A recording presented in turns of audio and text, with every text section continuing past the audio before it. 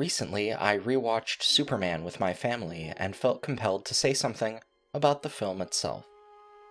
It's a pretty fun romp for its own sake.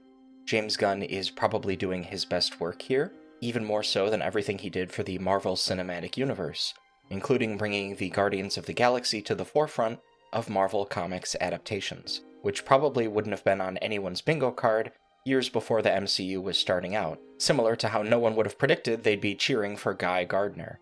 I find myself having some pretty strange feelings this year, including actual excitement over upcoming film projects in superhero cinematic universes, when previously I had been feeling indifferent to most of it.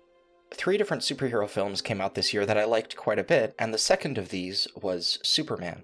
I've since happily witnessed a number of YouTubers and posters looking back at the DC film series dubbed the Snyiderverse, after the director of many of its high-profile entries, moving from Man of Steel to Batman v Superman Dawn of Justice, to Suicide Squad, to Wonder Woman, to Justice League, to Aquaman, to Shazam, to Birds of Prey, to Wonder Woman 1984, to the Suicide Squad, to Black Adam, to Shazam Fury of the Gods, to The Flash, to Blue Beetle, to Aquaman and the Lost Kingdom. We had 15 films and, in my opinion at least, barely more than a couple decent ones among them. I mean, the last 4 of those came out in the same year, a year after the release of The Batman with Robert Pattinson, which I liked quite a bit, probably signaling the studio was willing to move on. The DC Cinematic Universe's failure has, I don't doubt, been part of why I had felt so checked out. I was always a Justice League Unlimited, Batman Beyond, and Teen Titans kid, so I felt the bag was being fumbled pretty hard. Probably the best thing to come out of the Snyiderverse is all the people talking about it. I've seen some really incisive essays and podcast episodes made about these films, which is sort of the great thing about bad films. You get a lot of good content out of them either way with the internet around.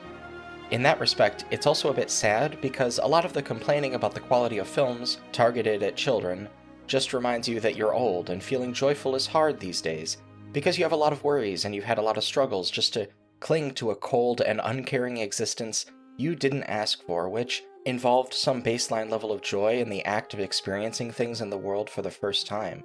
I think it's probably easy to become jaded about the world in the process of aging, because so much of the community you have starts to be dictated not by family environment and friendships formed within institutions, but rather by the environment you exclusively actively curate with purpose and intent, despite every institutional pressure making it feel like you're supposed to be spending all your time working and then eating and sleeping and relaxing so you can prepare to work again as much as possible. Ironically, that experience might spur some people to feel more jaded about this kind of material, since it could start to feel like the only purpose of the arts is just to be there when you check out while preparing to do more menial things. That's sad, but it's probably common enough. This is all the long way around saying that it's easy to feel cynical about films, but one film where the reverse is true is James Gunn's Superman from this 2025. In an age where our government here in the United States is literally disappearing suspected criminals without trial, or sometimes even formal charges, and using the idea that those criminals, many of whom really did nothing more wrong than walk, sail, or fly across the wrong invisible line, or let one of their documents expire, even as the systems designed to give them a legal path forward in doing those things are attacked as themselves being associated with criminality, which is sort of like attacking a public defender for employing their services regardless of whether someone is guilty or not guilty. You know, that's kind of the point.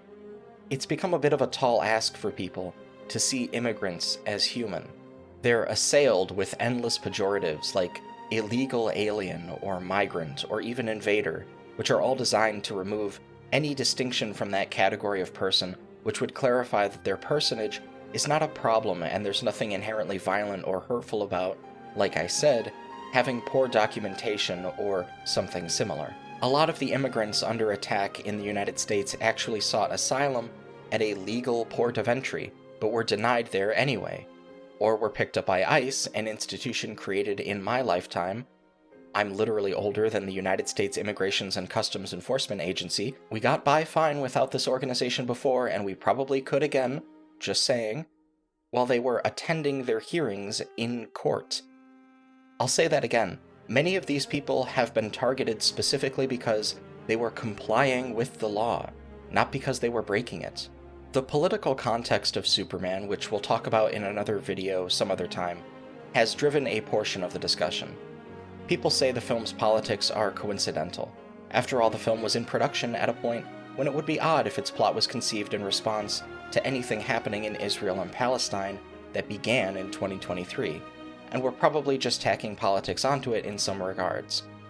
Other people have pointed out, I think equally validly, that there's no reason to treat this film as if it's apolitical in that way, despite the obvious headline bait from online commentators, because Superman is explicitly cast as an illegal alien in this story. He is determined by the government to be a person without rights, which in and of itself is sort of a commentary on the idea of rights and personhood as determined by government bodies. He looks like us and acts like us, but we're told to fear him, and presented with a very scary theoretical version of him by Lex Luthor, where Superman is acting benevolently but was sent here as a kind of conqueror. So what he's really doing is being nice to us, to groom us into a position where he can have power over us. This all hits pretty close to home, I think. Some spoilers ahead, but the distorted view of Superman Lex Luthor gives the people of the world, particularly through the media, extends even to people who interface with Superman personally. His personhood is under attack not just rhetorically, but practically. The people decide that, at least to many of them, he's an unperson purely because of something they've heard about him.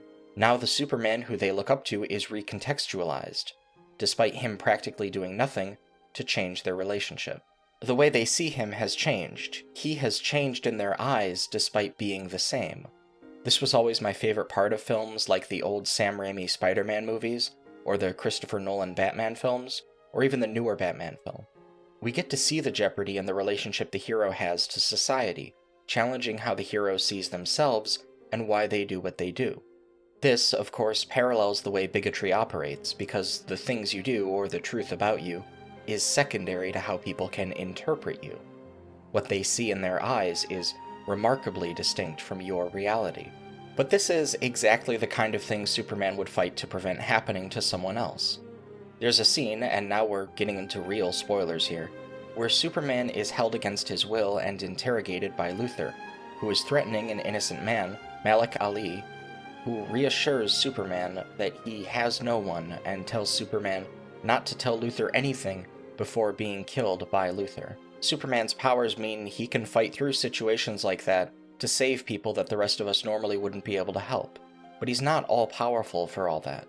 And this character death is one of the darker moments in the film, not because it's played for a cheap trolley problem conundrum like it would have been if it happened in Man of Steel, but because it's a direct line to who Superman is supposed to be. We feel bad seeing the world turn on Superman, but Superman feels immeasurably worse knowing that he can't save Malik. There's a shot towards the end of the film with a newspaper headline disclosing Malik's death and heralding him as a hero, which I think is sweet, but importantly the article seems to have interviews with his family, which means Malik was lying when he said he had no one. It's a small affirmation of what we already knew from Superman's reaction. Malik doesn't have no one. He isn't no one. His life matters, and this shouldn't have happened to him. When Superman confronts Lex Luthor, he reads him the Riot Act. He tells Luthor something which I think is true, which is that Superman is just as human as any of the rest of us. His abilities might give him different responsibilities or possibilities, but that doesn't change that he's a person with all of our flaws and failings, as well as all of our strengths. After meditating on this scene following a rewatch of the film, I was reminded of a conversation I had with a group of my friends after watching the first season of Invincible when it first came out.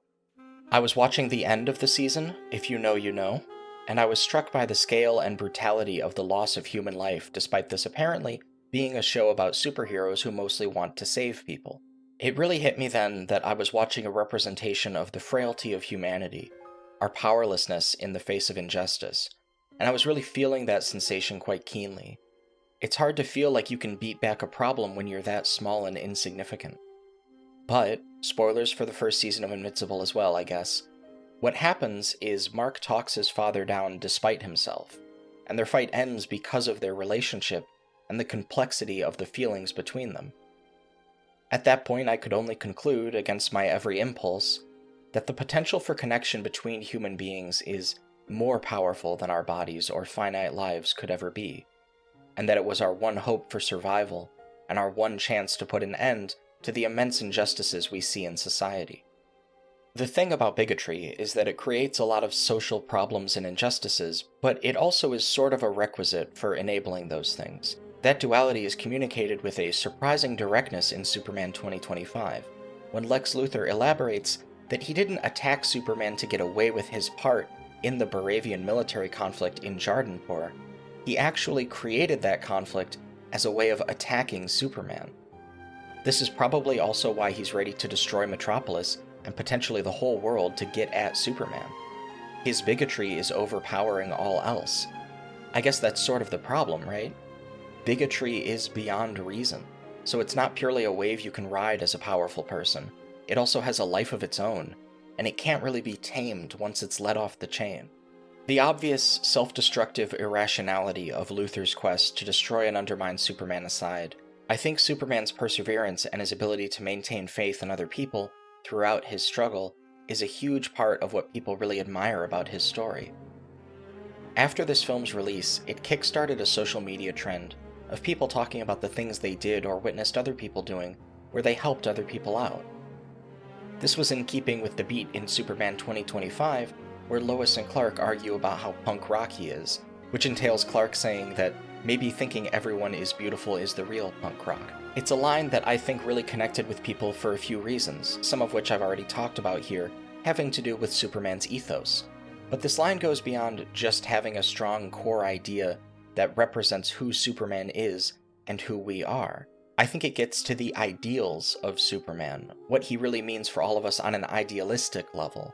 Because while most people don't really speak that way most of the time, and are usually more concerned with some spectrum of ironic detachment to polite disengagement with those feelings, they do still feel them. People don't act like that, not all the time, but we think like that. There's something internal, something about who we are and who we want to be, such that even when we're failing, when we're not living up to that ideal, the idea itself feels like a suggestion that maybe there's more we could be. Maybe we could be better to each other.